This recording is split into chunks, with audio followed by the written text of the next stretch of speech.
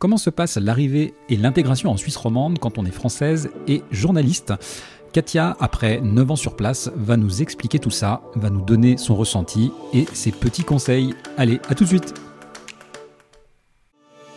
Bienvenue sur Travailler et vivre en Suisse, le seul podcast entièrement dédié à l'emploi et à l'expatriation en Suisse. Nous vous aidons à mieux comprendre la Suisse et à concrétiser votre projet professionnel avec des conseils et des infos pratiques. Résidents, expatriés, frontaliers, écoutez dès maintenant notre spécialiste, David Talerman. Bonjour, je suis aujourd'hui avec Katia, qui est une expatriée française installée en Suisse romande depuis 9 ans. Et bien en fait, j'aimerais en savoir un tout petit peu plus sur son expérience d'expatriée en Suisse. Et voici donc la première question. Katia, comment es-tu arrivée en Suisse ? Alors moi je suis arrivée en Suisse, comme j'aime à dire, un peu comme un chien choisit son lampadaire, totalement par hasard. En fait je travaillais en Allemagne, il y a eu un plan social, j'ai cherché du travail ailleurs, il y avait une offre d'emploi. Ma foi je suis journaliste et puis ça a marché, j'ai obtenu le job et je suis venue. D'accord, donc tu parles allemand si je comprends bien. Oui. Alors comment s'est passé ton recrutement en Suisse ? Alors mon recrutement en Suisse, c'était un petit peu particulier parce que je ne m'attendais pas du tout aux questions qu'on m'a posées. On m'a demandé la première question, pourquoi je voulais venir en Suisse ? Alors que je pensais plutôt qu'on allait me demander quelles sont mes compétences, quelles sont mes 3 qualités, mes 3 défauts. En fait, pas du tout. On m'a demandé ce que je connaissais de la Suisse, pourquoi je voulais venir en Suisse. Voilà. Donc c'était un petit peu particulier et déroutant parce que effectivement je me suis rendu compte que je connaissais pas grand-chose de la Suisse. Classique. Tu es venue en couple ou venue toute seule ? Non, je suis venue toute seule et puis mon compagnon m'a rejoint quelques années plus tard. D'accord. Mais alors, en fait, vous étiez ensemble avant, c'est ça la question ? Oui, d'accord, tout à fait. Okay. Oui. Donc, il est resté en France. On a été quelques années à distance, moi en Allemagne et lui en France. Et puis quand je suis venue en Suisse, il est resté en France encore quelques années, le temps de trouver du travail. Et puis le temps que je sois bien installée, et puis il est venu me rejoindre. D'accord. Avec un peu de recul, que dirais-tu de ton expérience en Suisse ? Elle a été compliquée, elle a été très compliquée au départ. L'intégration a été beaucoup plus compliquée que je ne l'imaginais. Moi, j'avais déjà été expatriée avant, donc c'était assez facile pour moi de vivre en Allemagne. L'intégration, ça s'est vite passé, plutôt bien passé. Donc, je m'attendais à ce que ce soit aussi facile ici. En réalité, ça a été beaucoup plus compliqué que ça.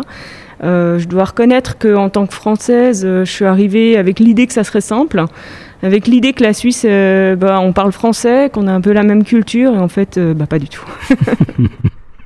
Ça aussi, c'est vrai que c'est une conclusion assez fréquente et assez classique.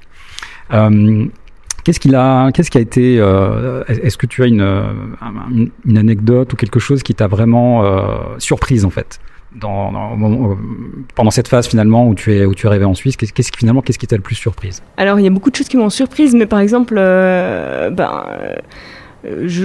j'habitais en colocation chez une dame âgée qui habite dans un immeuble où il y a une belle pelouse tout autour de l'immeuble.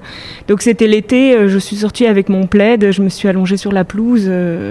Et puis avec mon livre, pour profiter un petit peu du soleil. Puis le concierge est venu, très très surpris, il m'a demandé ce que je faisais là. Puis il m'a dit que c'était interdit de se mettre sur les pelouses parce que si tout le monde faisait ça. Et puis j'étais un peu surprise parce que tout le monde ne va pas faire ça, tout le monde n'a pas les mêmes horaires, tout le monde n'a pas les mêmes envies ni les mêmes besoins. Mais je me suis bien rendu compte que cette phrase « et si tout le monde faisait ça ?» c'était quelque chose que j'ai entendu très souvent. Si on se gare mal et si tout le monde faisait ça, si on met nos poubelles dans les mauvaises poubelles et si tout le monde faisait ça. Donc c'était un peu particulier. En fait, je me suis vite rendu compte qu'il fallait faire comme tout le monde. Ouais, et que là, il y avait un vrai choc culturel. Ah ouais, alors complètement, ouais. C'est ça le piège. Si tu devais donner un conseil à ceux qui viennent s'installer ici, qui éventuellement font aussi, pourquoi pas, le même métier, qu'est-ce que tu leur donnerais comme conseil, si tu devais en donner quelques-uns ? Alors, un conseil un petit peu, mais je le dis un peu au second degré en rigolant, mais il ne faut pas applaudir trop fort quand les Bleus gagnent la Coupe du Monde de football. Il faut se réjouir un petit peu avec discrétion. Et puis, il faut conduire correctement.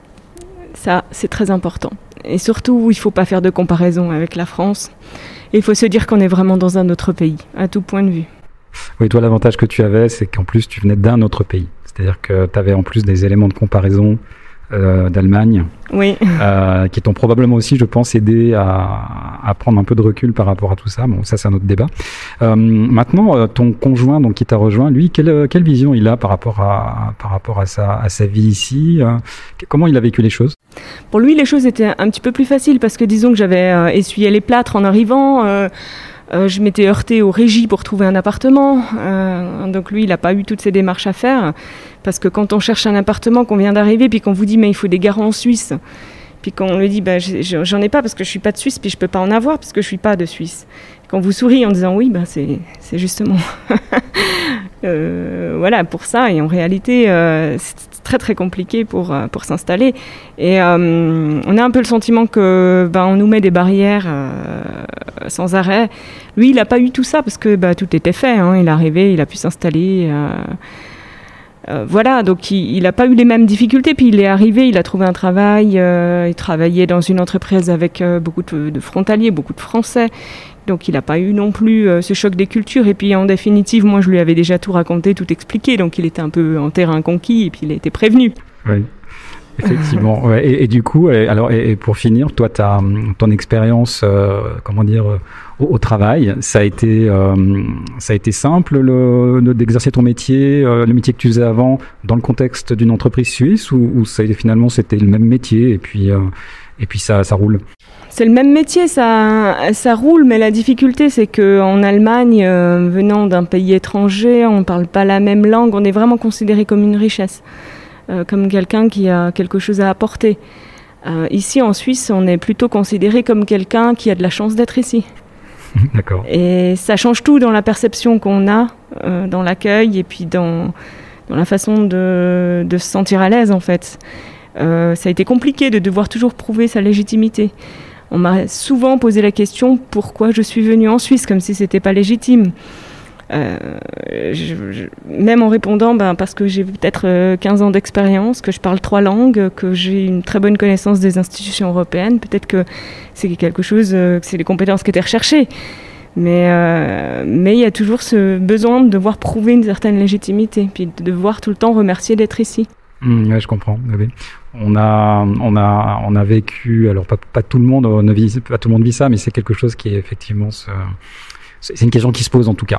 Et ça, c'est le traitement en fait de cette question dépend aussi finalement de la personne qui la pose. Parce que parfois c'est juste une question complètement innocente, parfois ça l'est pas. Mais ça on peut pas le savoir à l'avance et puis faut être soi-même quoi. Alors c'est souvent plutôt sympathique. Hein. Moi, y a des personnes qui étaient très sympathiques qui m'ont posé cette question. Mais c'est une question qui revient tout le temps, donc c'est un peu particulier. C'est comme si on vous demandait sans arrêt, voilà, pourquoi vous êtes là, comme si vous n'aviez pas le droit d'y être. Je comprends. Ok. Donc maintenant, ça fait combien d'années que tu es là? Ça fait 9 ans. Alors maintenant, ça fait 9 ans que je suis là. Ça a été dur les 3 premières années, je dirais. Maintenant, ça va beaucoup mieux parce que il y a eu un gros effort de ma part aussi, de se dire, on va faire profil bas, puis on va vraiment s'intégrer. Et ça, ça doit venir de nous aussi quand on est expatrié. Je finirai là-dessus. Je pense que c'est un excellent conseil que moi je donne aussi régulièrement. Merci beaucoup Katia, c'était très intéressant d'avoir ton point de vue, on va dire très culturel.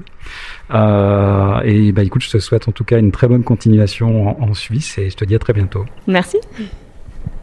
Merci de nous avoir rejoints pour cet épisode de Travailler et vivre en Suisse. Abonnez-vous à ce podcast et notez-le. Visitez le site www.travailler-en-suisse.ch pour plus d'informations sur le sujet abordé aujourd'hui et pour accéder à encore plus de ressources et d'informations.